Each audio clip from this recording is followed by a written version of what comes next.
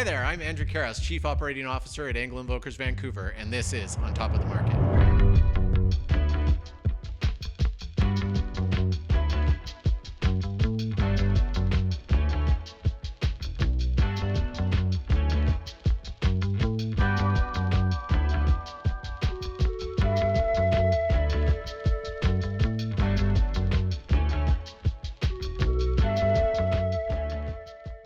On today's episode of On Top of the Market, I spoke with Stephen Covic, who's our social media director here at Angle & Volkers Vancouver. We compared how things were when I started in the business and how social media has changed marketing in the real estate industry. Okay. Hi, everybody. Hello. Here we go. Welcome to welcome to another episode of On Top of the Market. Yeah. I'm lucky enough to be sitting here with Stephen Covic, who is our social media director at Angle & Volkers Vancouver. Stephen came to us actually interviewing as a realtor originally, and when we sat down and started talking, you started giving me some of your thoughts about social media and what you were going to do, and I found out later that you had actually interviewed with our marketing director, Enrique. I did. Yeah, and when you were looking to be a realtor, and we decided that we needed you on board to help us with social media. That's like the short version of the story. Yeah, pretty much. Yeah, and we are thankful that we did because you've been constantly teaching me about social media and how it works and different little intricacies that people don't know, people my age. We'll put this in perspective here. I'm 43 years old. I've been in real estate for 18 years. I'm becoming a dinosaur. I have a hard time believing that that's actually true, but I have also been on the cusp of when all these changes have happened, right? And so for me, when I'm looking back at when Facebook came out, and thought I was cutting edge by having a Facebook account, and then Instagram came, and that became a little overwhelming, and then I became a little bit more concerned about how I'm going to keep up with all this, and we're doing print advertising and so on and so forth. So basically a ton has changed. This last year has really made things change. More than ever, things have changed in the last year. So really, I guess let's start by just talking about how social media has really had this massive effect on real estate over the last, 10 years, but this year in particular. Well, it's funny because you say you've seen the industry from before and now, right? Where I've kind of jumped into the industry more recently, and I've only ever known it as the current, the media. I've never known a space of, social media, like being a realtor at all before. I had no concept of it. I've heard stories before from other, people that are, I have a friend that works in Ontario, and she is an assistant to a realtor out there. And she's told her stories that you'd go to the car, you'd bring a book, you just wait for your clients. And I was like, you waited for, you couldn't text or call or do anything else. And that's what people did, right? And now, you're doing so much more. I'm going to give you some fun perspectives then. Yeah. Okay. So when I started in the business, when I was working at the company I was at the time, in order to get onto the internet to see the MLS data, you had to go to a computer room because it wasn't available for you on your personal computer. Okay. That's number one. Yeah. I mean, it's unbelievable to think that 18 years, that's the difference. And now we can pretty much anybody anywhere can access all the information that we have. That's a massive change, right? Basically with social media, the hardest thing that we have as somebody that's coming out of the business is what's important and how do you access it, and what sort of information are we trying to put out there to the public, and how do we do it in a genuine way that doesn't come off as salesy, or is this even supposed to be a sales tactic? It never was. It was always meant to be instant and to share your personal life, so to speak. That's how it kind of started. That's how I used it. I mean, Facebook was you post, you write on people's walls and you talk about life and whatever it was. And now it's been a tool for a lot of businesses, and a really successful way for a lot of businesses to market their services, as realtors and stuff as well. It's the same thing. You have to be out there, but the main thing is being authentic, and how do you do that in an engaging way, and also being personable while you do it. Because the thing is, realtors are salespeople, right? Mm-hmm. But there's a stigma with, being overly salesy and how to do that. So you have to find the balance of doing social media, but being genuine and authentic. Someone that, people want to work with you, but they also want to work with you because you're a nice, kind person, right? Mm-hmm. So you have to translate that online, and that becomes sort of the challenge. Like, how do you do that successfully, right? How do you do it authentically? And authentically, right? Yeah. So it's been interesting to see, because I've sort of seen, I'm not fully a licensed realtor at this point, something I want to do. Yes. But I feel confident that when I do my test and, do all that finally, that I'm kind of excited I have all this marketing social media experience, but it's like now I have to, translate that into, and I think I've done a good job of being like human and genuine online, and bringing people in that they want to work with you, right? So you have to just have that, you have to kind of always be thinking about that, I think. There's all sorts of different approaches to it. It's funny, you made a comment there a second ago. You said, how can you use it for your business? But the actual fact is it's become a business. 100%. Right. And so that's the other side of it is are realtors, what is their business? Are they realtors or are they social media, influencers? Right. I mean, that's the real question right now that I'm noticing, at least.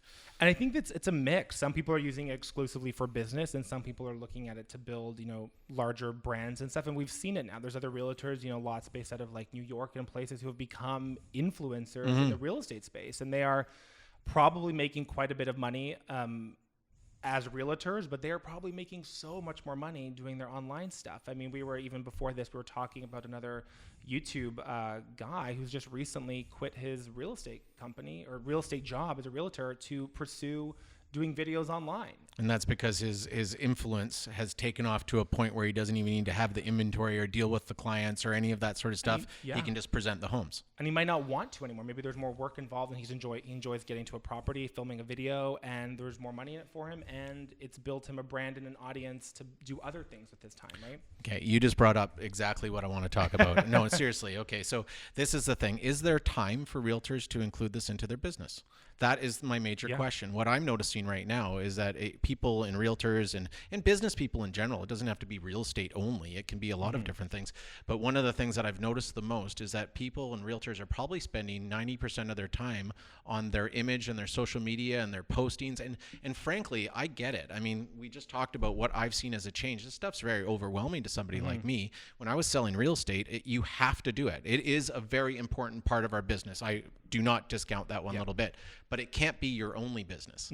It can't be all that you're doing. You need to still focus and be very good at your job, and your competence level is very important, right? Exclusivity, passion, competence, competence, right? That's the one that we don't want to lose, right?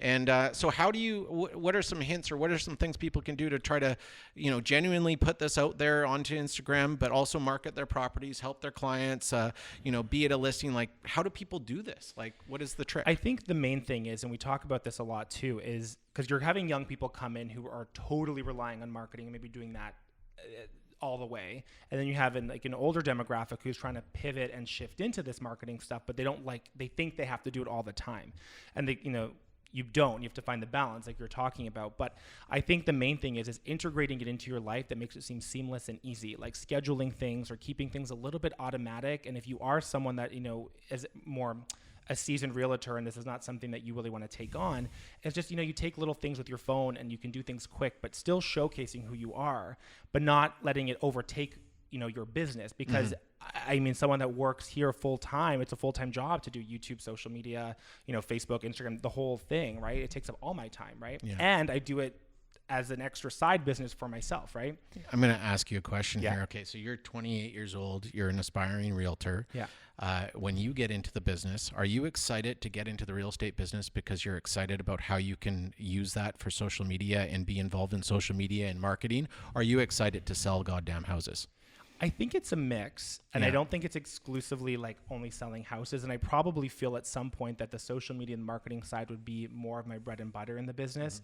But I would like to be licensed to do other things with understanding investing in properties and, purchasing. I don't know if I would be a realtor full time. I think because I enjoy the other part of the business. You watch what you say to me, Stephen. Real estate is a full-time job. No, of course it is. But I think my background of it's a little different, right? Yeah, of course. I'm looking at it as I want to invest in more properties and flip homes and do things, but have access to sell my own properties and stuff like that. Yeah, you can't sell your own properties either. I hate to break that to you. See, I'm coming from the Ontario perspective. I'm like, no, I think pretty sure you can. I'm just teasing you. Don't worry. But you can? Well, no, you can. Okay. Well, you shouldn't. You can. People do, but from a liability standpoint, you should not. And we believe in following, the right. Perfect. Anyway, well, I should be reading my book more. Is what I should be doing. You got to watch who you're talking to. Yeah. But I think my approach to it might be different, but I think if you are doing it, it's to, sell homes and be, working with clients and doing, like the best job that you can possibly do in that space, but you're relying on marketing and stuff too, right? So I came into it as I'm really strong at this and I really, really enjoy this, and trying to, marry the two together.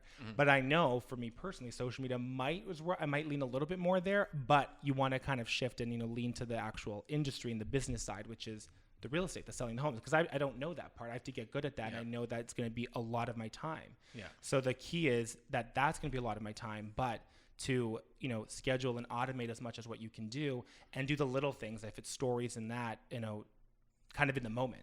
Right. Yeah. I kind of feel like where we're shifting right now in this business is that it's really important for us to realize that this is super important. Okay. Like what we're doing in social media, how we're presenting homes, it's exciting. Like I love the fact that the Real Estate Weekly, we don't have to put a printed ad in the Real Estate Weekly every week. We can, it's cheaper to promote. You can get creative with it. It's more fun, but it is a big production, right? And so I think that the newer people that come in the business, and again, I'm just teasing you a little bit, but the newer people that come in the business, I think they think that's what the business is. And the truth is it is.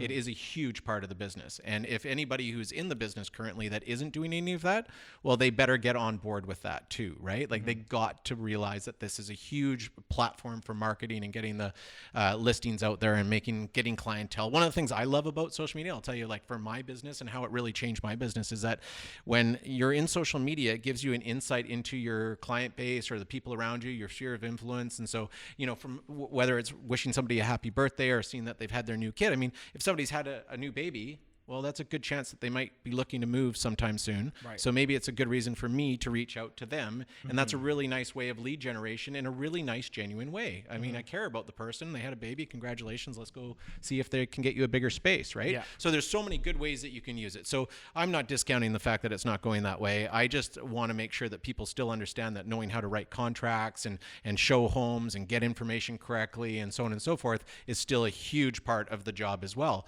Yep. But we don't have enough time in the day to do all this stuff. That's what I'm seeing right now. I think the biggest COVID shift I've seen for social media is that before COVID, people had it as a portion of their business. Yeah. And now people have it as like 90% of their business, and rightfully so. But now what we need to do is kind of mesh it in between. So here at our office, thanks to you in large part, we have been trying to get that context out, right? So you and Enrique and Janessa, you guys are here to help us give content and make sure that our clients know how to use, our clients being our advisors, I suppose. Sorry, clients was the wrong word there. Advisors, the right tools so that they can manage their day correctly. It's a form of business planning now. Yep. And I don't know if, I think most people are letting it overtake their lives a little bit too much. That's too much of the focus. So, what are some things that we can do to make our lives easier in social media? The main thing is, trying to automate it and find the things that you enjoy doing, right? I think, people get so stressed and bogged down with, I have to be on it, I have to do this, the algorithms like this, and, it's daunting and it's stressful, right? I mean, like I said, it's a full-time job here, right? So I can, I'm paid to think about those things, right? But in general, it's finding the things that make it fun. If you are a more seasoned or an older, advisor or realtor, then, don't go posting, every single day and stories. If it's not for you, it's not for you, but find the things that you do enjoy posting. Maybe it's your dog, or maybe it's little things that make you more human and like personable to like your audience, right?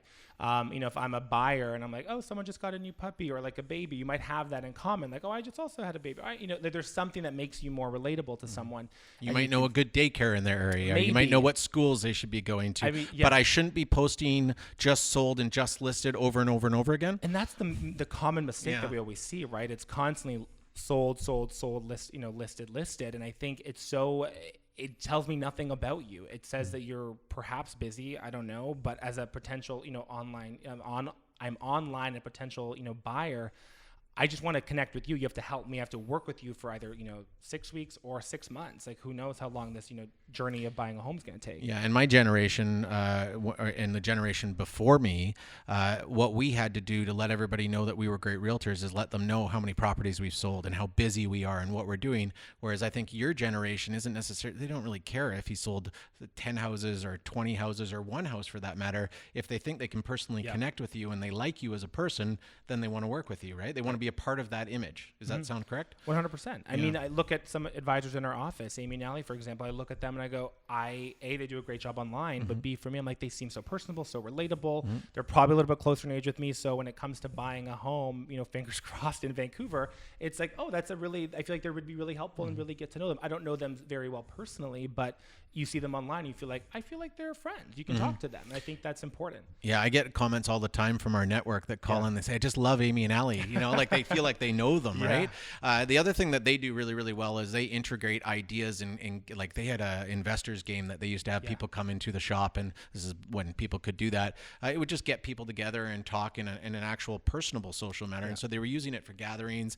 They mix in a lot of different ways of promoting their properties, whether it be investors alerts or whether it be, it's still some solds and stuff like that. But a lot of it is them in their car about to write an offer and showing what this business is like. And I can tell you, those two are so busy that they're driving around town, and when they have a minute, 15 minutes, they have to pull over and work out of their car because they don't have enough time to go back to the office to do something. And so they integrate that into what they're showing people. And I think that's why they're so such an endearing quality for people to watch them. And do's and don'ts, though, I mean, that's the other question. important thing too, if you're struggling to talk about something online, and if it's not just your personal life, dogs, kids, partner, you don't have to share all of that, but it's also what you're an expert in, right? I mean, you can be a realtor, but you might be an expert in pre-sales, you might be an expert in investing or international investing and all that kind of stuff. So I think talking about the things that you already enjoy doing. You can be a realtor and still love interior design and maybe want to talk about staging or something. Like, make it something that you find, if you hate social media, find a way that you can do something that you kind of enjoy and that you want to talk about. So we've been we've actually had a few people join our office recently. They're newer to the industry, but not newer to business, right? So they've had experience in business, and so they're not age-wise necessarily totally into social media and stuff like that. And how I've explained it to them, and correct me if I'm wrong on this, but present yourself so that you attract the type of client that you want to be working with. Does that sound correct? Is that a good way to look at how you should be approaching social media from a marketing standpoint? If you're yourself and you're being genuine, like I was part of baseball organizations and stuff like that, post that I was a part of the baseball organization, because there's other people that might like baseball and they might like me for that matter. And then we have something immediately in common. And 100%. Then suddenly we're working together, and that's a good way to go about it. It's a way warmer leads than we were going after back when I first started in this business. Before, I mean, correct me if I'm wrong, it was like cold calling and it was like door knocking. Door knocking, right? So you're going to someone's door and you have no idea who lives there. Terrifying, by the way, terrifying. I remember, thinking even years ago, before, like now, getting into real estate, people would say door knocking. I was like, door knocking, like to someone's door. But some people were so like, that is the way to do it. That's how you get so many leads. So it was that. Perhaps it is successful, or was for a lot of people at the time. I'll tell you a funny story about that. So when I first started in the business, I was working as my dad's assistant, which I think I've mentioned every podcast we have now. So shout out to my dad. But when I was working with him, he made me go door knocking. And I'm like, I don't want to go door knocking. What am I going to say to anybody? And he says, just knock on the door, see if they're interested in selling, strike up a conversation. I came back after about 3 hours of door knocking. Hell, I hated it. I came back and I said, what on earth, Dad? I didn't have anybody interested. He goes, but did you have some good conversations? I said, well, I had conversations with people. He goes, were they difficult? I said, yeah, they were difficult. He goes, good. I just trained you how to have difficult conversations. It wasn't about the door knocking or getting business. It was about putting me in a circumstance that I had to have a real estate conversation with people. So I don't know if door knocking was really a training exercise or whether it was actually for business. But that is really great, though. And jumping off of that, though, what I find when people overly use, and we're going to probably see a shift in my generation, but also the generation younger than me, is there's this like disconnect from communicating. And this industry is very based on communication and networking, right? But I feel like I've done it. Yes, online you can still network and communicate, but if you don't have that skill set to talk to a human, face to face, and I think COVID sort of made that harder as well. But I think it's a great skill to have, and I feel like there's some generations that were born into. I still feel grateful that I was born. I didn't have internet until elementary school. Perhaps it was still dial-up. It was university for me. Well, there you go. But I mean, I still think like my early childhood was like none of that stuff. Right? Some kids now only have that, right? Yeah. So it's you lose that connection, but it's so important because you need to connect with people. We were talking a little bit earlier, and I think I told you my daughter Chelsea, when I asked her what she wants to do for a living, she says she wants to be a YouTube star. So it's not even a TV star. It's not a movie star. It's a YouTube star. We'll have to have her on the YouTube channel. Yeah, actually, she actually would like very much to be on a podcast or be on our YouTube channel. So we might have to do that. But and she thinks I'm a celebrity now because I have a podcast. So thank you for that. You're welcome. Yeah, you go home, you're a superhero every single day. I got a higher light from my from my daughter. Yeah. But it is interesting. You always listen to your kids if you want to figure out what's going to happen in the future, right? Because my kids, neither of them watch TV anymore. They only watch YouTube. It's video games. It's how they're getting their information. The only thing that really bothers me about social media, if I'm being honest with you, is like, especially for younger influenced kids that can be influenced easily, is the whole likes idea. Like, they're so kind of like how many friends, how many likes, how many this, how many that. And that really shouldn't be the determination. But unfortunately, as you know, in marketing on Instagram or on you have to have likes, you have to have followers, you have to have subscribers, right? So how do you see this going in the future? Do you think it's just going to like run off the rails and we're just going to have fake news everywhere and everybody's just going to be putting on their personas on Instagram and not really saying who they are genuinely and lying all the time, getting bots to do their comments and stuff like that? I think it's hard to say because I think we're in a position where we've seen Instagram really grow. When I first used Instagram, when we first all signed on to it, it was literally instant and whatever. And now it's this curated thing. People are making money off of it. YouTube is the same thing. It was the people that are. I mean, there's lots of successful people now on YouTube, but some people started like 10 years ago when YouTube first started, and it was literally like young kids posting whatever they wanted, and now they have huge followings from it by just being silly kids. So we've seen this like pivot, and now TikTok kind of taken over. So we don't really know what's going to come next in terms of which platform's going to take off. I mean, there's a new platform now called, Clubhouse. I've seen that quite a few times. I think Sven Odia, who's our CEO in Germany, was just posting a story. So there you go. I'm watching. And he was on Clubhouse with a bunch of other people from our network. So my understanding. What is Clubhouse? My understanding is I haven't even downloaded it yet because I'm like, another app. Oh, come on. I can't. Even you do that? Okay. Well, that made me feel a lot better about myself. I mean, I said that about TikTok for a while, and then during the pandemic earlier, I was like, okay, let me just get this thing. And And you get hooked on it for a bit. But for Clubhouse, my understanding is you can create little chat rooms, and then you have you can create topics. So if you want to talk about real estate in Vancouver, for example, people can join, people can moderate on it, and then people can kind of ask questions. So it's a little more engaging and it's a little more insightful, perhaps. Than that actually sounds like something I would be interested in. Yeah, if we could create forums and we could have discussion things. You think about education, like we have to do a lot of education, obviously, in real estate. I think that's one of the things that's missing in our industry. If I could get onto a Clubhouse platform and be able to preach to some realtors out there about how they maybe could do better in their business or they could learn something, that would be a great way to do things. I guess Monday I have to write this down. Download Clubhouse for Engel. Yeah. I need you to research that for us, Stephen. No, I should. For myself and for us as well. But I think the way it changes and pivots, I think it's not going away. Instagram might go, Facebook might go, let's say, but I think the idea of having identities online and communicating with people isn't going to go away. We're seeing that we can do it, on Zoom and other things like that. So, but it's about creating, like, I think even on, like, for us as a brand and as a business, it's creating that personal, authentic what we're doing with YouTube, for example, right? It's building an audience, but to come to us, not look at us just as like a corporation and an entity, but like, these are human beings. There's people behind this, and they're genuine and they're cool. And because selling a $10 million home, we've seen, like, when we've done videos with like Daily High, for example, people like rip the comments apart, but it's like these homes get this bad rap, but it's like the people.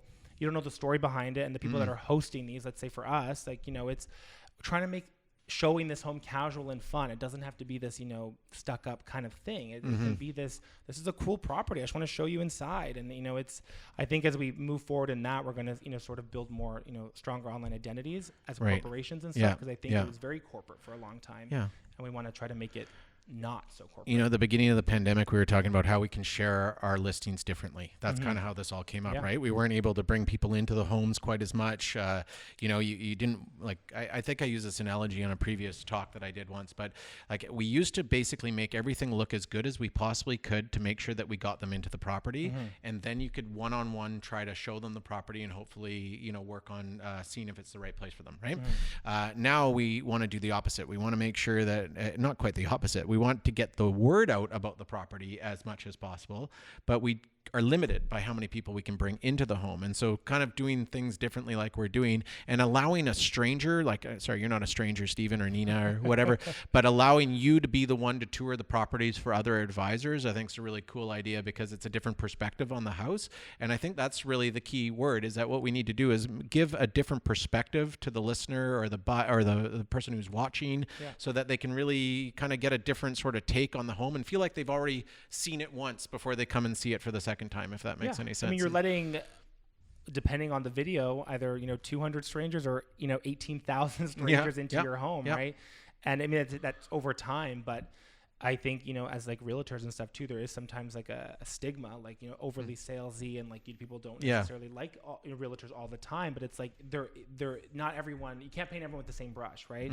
So in terms of presenting these homes, like Nina's a, you know, licensed realtor. For myself, I'm not, but I'm going through it with the eyes of, you know, I don't have all the vocabulary and stuff. And that's kind of the point about it. That's what I mean. That's the point, is it's somebody else's eyes on a property. Like if you let the advisor who is selling it go through the home, they might get too overly focused on one thing that they think they need to talk about. Whereas if they just let you go through the home, and you're like, oh my gosh, look at this kitchen. It's awesome. Like, you know, white like marble. I want to drink some wine over here. Yeah. And a little bit more fun and casual. And the thing is, personable. We have to consider the people that are watching aren't realtors. No. Generally. I mean, there might be some, obviously, but generally speaking, it's people that just want to see nice houses or unique houses or cool spots in Vancouver. So they are just like me or someone going through it, like, okay, this is, he's, you know, they're looking for the house, right? They don't care necessarily about all the super small details, but and that's one thing we have at Angle and Volkers is the coolest listings in Vancouver. So we might as well share them. Yeah. Right. I mean, that's kind of the idea for ours. I mean, there's so much stuff that we want to just share with the people and in different networks all over the world. I mean, I'm really hoping that our EV exclusive and the YouTube channel starts building out towards other locations, you know, outside of Vancouver, because we got offices in Park City and in LA and in New York. I know. And, you know, like how exciting would it be if we could travel ourselves around? You know, my like mind is like all over. I'm like, okay, we have shops all over the world. How do we like, you know, position ourselves to do this more internationally? Even just in BC or Alberta slowly. But we're already, like, I've had this conversation the other day with our videographer. You're seeing on our demographics, and we're still growing, but we're obviously bigger in Canada, United States. Under that is India, Japan, Hong Kong. So we do have an audience, you know, slowly from other parts of the world, which is awesome. Which is great. That's what we are. We're an international company, so we want everybody coming in. One thing you just, again, just to kind of forward to what you just said, is like that we have a videographer. Yeah. You know, so I think that's one of the pivots in this business that we're trying to move forward on, is having people that can help you with the content. Like having you has been extremely helpful to us as a company to be able to kind of guide us in the right ways, make sure we're focusing on the right things, but also be more creative with it. You know, we have Stanley Productions helping us with this podcast, helping us with all our videos and so on. And that's been awesome because we have somebody that's there for us when we need it. You know, and it's all about content, and you can't, you know, just film stuff on a whim. You have to make production and changes and all sorts of stuff. So we're trying to make sure that we have the ability for our advisors to be able to do things quicker than everybody else, I guess is a good way of putting it, because we need to mass produce it. That's the difference right now, is that content is king. We need to have more and more engaging content that we can share and that our other advisors can share, so that they don't have to think about it themselves all the time, so they can concentrate on selling homes, right? Like, let's let our realtors concentrate on selling homes again and start producing that stuff for, you know, other information for them, so that they don't have to be bogged down by the social media. Still need to know how to use it, still need to be personal, still need to be a part of your business plan. I get that. But we need to help our industry, not just here in Angle and Volkers, but I think the industry in general needs to help support the advisors that are out there. This is a really hard job. I say this all the time, but people don't realize how much time and effort realtors put into their profession. It is 24/7. It is a lifestyle. And that's where social media is awesome, because you get to show your lifestyle. But it also could just overtake your lifestyle if you're not careful, right? So, well, on that, a personal story is one of the things that I really loved about Angle and Volkers when we first met, about, you know, being a realtor here, was that there was a community base here. Because you have that, you know, kind of thing in the back of your mind. It's like, you know, cutthroat. It's everyone's trying to cut deals. So not the case here, right? No. And it's just, I could ask anyone in the office. It'd be super helpful. And that's what drew me in, was also the brand, the lifestyle, and the people. And I thought that was huge because, you know, I looked at other brokerages and stuff, and I felt the most connected to here. And it worked into like a job, and we're doing other fun creative things. So obviously I'm like really invested now. Oh, we distracted you is what we did. That's like, our fault. It's our fault. Yeah. But that was a huge thing, because it is I think it's, you know, even online, you're looking to build a community, right? And that's with, you know, your clients and, you know, building an audience. And the same thing is, you know, your physical real world here. There's a community here. It's like a little bit of a family, and it really is friendly. And I think that's what draws people in. Yeah, every realtor that ever joins our office, I have to give them the culture guide first. big part of our culture guide is collaboration. Like if you don't want to help your neighbor or your fellow realtor, and that's just, again, not just in this shop, but I want people helping all realtors everywhere because we need to support one another. It's a massive part of our culture guide is to make sure that we're helping one another. And so I think social media is a great way of putting that, because if we can collaborate and show each other and share each other's information, that takes less off of our plate to have to be original and to have to come up with your own business plans and constantly just your content. Well, that's near impossible really when it comes down to it, right? But even on like a fun example is recently, we're doing all the content, we're doing the videos. We did that listing a couple of weeks ago, probably actually end of December. We did a listing for one of our advisors here, and it got picked up by Daily Hive. Right. And that, we did all the work and produced it and all that stuff, and provided them with content. It turned into like a listing a viewing through TikTok, because it really like blew up on TikTok. Through TikTok of all things, of all platforms. Yeah. But it's cool to see that there is some, switch where people will reach out or do something via a social app. Yeah. And, we did the work and stuff, but you don't know which video is going to do the best. I mean, one of our earlier videos on the YouTube channel, which is one of Nina's first videos, turned out to be our highest performing video at this, present moment. Right. And it was the one that maybe she felt the most nervous around. It was her first one ever. Great job. It's doing the best. Right. So Nina's captivating. So you can't help it. She has a little bit of a fan base right now. I know. It's funny. Well, it starts here in the office. First of all, this shop is her fan base. And then of course now it's trickling out there. We're letting people discover Nina is the problem. And do we really want to share with everybody? I'm not 100% sure, but she's staying with us.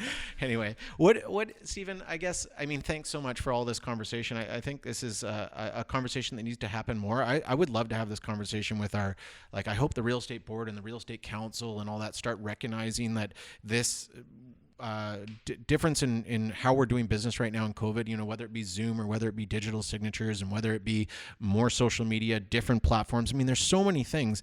And I think our board needs to recognize, I'm not going to say they need to do a better job because I don't think they've even had a chance to do the job yet. So I'm not going to, there's nothing critical, but we really need to make sure that our realtors understand how to do this business and integrate the social media and not let it overtake their business responsibilities, I guess is the best way of putting it. So what do you see? This is kind of my closing question for you. What do you see as maybe the future of social media, like above and beyond what we're seeing right now? Because I think we can all agree there's a twist. It's being pivoted a little bit now. It's definitely more so now than it was a year ago, right? So what's next? What should we watch for? I feel like we said earlier, it's hard to say, right? I think the thing is to be connect with, don't ignore social media. I think you need to use it effectively and use it a part of your life or, for your business as a realtor, but use it in the way that has to make sense for you. If you don't like doing it or any type of platform, you're going to hate this process and you're never going to be successful in it. In social media. That's funny because that actually applies to real estate too. Sure. That's actually probably applies to most things in life.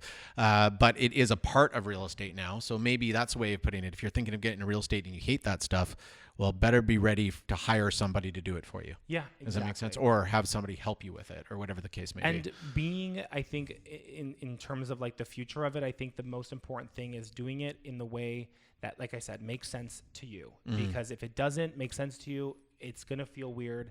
And we have, young advisors in the office. I think are doing a great job and stuff. I don't know necessarily how they're doing in business, but I think they do such a great job, presenting themselves online that I feel is very genuine. And I think if you go on that, path as a genuine, as an online presence and as a realtor, you will be successful. Because at the end of the day, I feel like there's a lot of smoke and mirrors out there. Well, that's the problem, right? And you want to be relatable. And I think people are fed up. We just witnessed 4 years of a president in the United States that basically got elected through promoting and propagating fake news, right? Yeah. And I feel there is a danger in our business that could happen. You could end up with companies and realtors out there that are really just fake news. And I don't mean that in a mean way, but they're trying to be something that they're not. And so a lot of the people that we're training now, we focus on competence first, right? And then I also think the other thing, if I was to give one hint to a realtor, doesn't mean new or old, doesn't matter.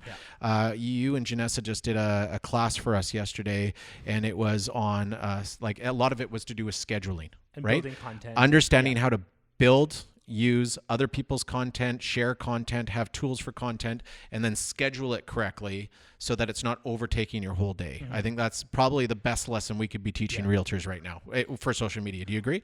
100%. But even, to add in, like even as an EV as a brand, there's tools that we have here that are really helpful to people who maybe don't love social media as much, right? Things that are giving you content, what we're doing here in-house, but also, on the corporate side as well. There's so many tools that we're really providing. Yeah, they put all the templates you could possibly need. And I actually think that the consistency of the templates for our brand, because we're international and we're all over the world, is so neat, because people in Germany are using the same sort of templates that we're using here, and there's a consistency to it, which I think will end up being a real value to us down the line. But more so, and more importantly, is it saves somebody having to go into Canva and make up their own, display or whatever, or come up with their own branding or their own logo or their own. Everybody's on their own out there. So it's really nice to be part of a company where they don't want you to be on your own. They want you to sell real estate. My dad used to say to me, and I don't know if I should say this, but shut up and sell real estate. Like let's not worry about all that other stuff. Let's just work on the real estate side of it. That's what we're good at, you know? So, I think it's neat. I think it's exciting. I think there's tons of opportunity out there. I think that this is what I need to recognize as somebody who's 43 years old, is that this is a massive part of the business. It is not going away. In fact, it's only going to get greater and bigger and perhaps a little bit more out of control. And we need to make sure that we provide people with an ability to be able to mesh it into their real estate business in a controlled manner, so that it doesn't overtake their lives, so therefore they still have time for their families and 100%. For selling real estate and all that other fun stuff.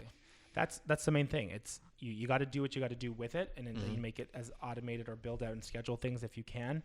And if you do want to make it a huge part of your business, I personally, and we're seeing it, you have to hire someone. If you want someone on it, all day, or you have to work for a company that helps you with it. Yeah, there you go. Exactly. Yeah.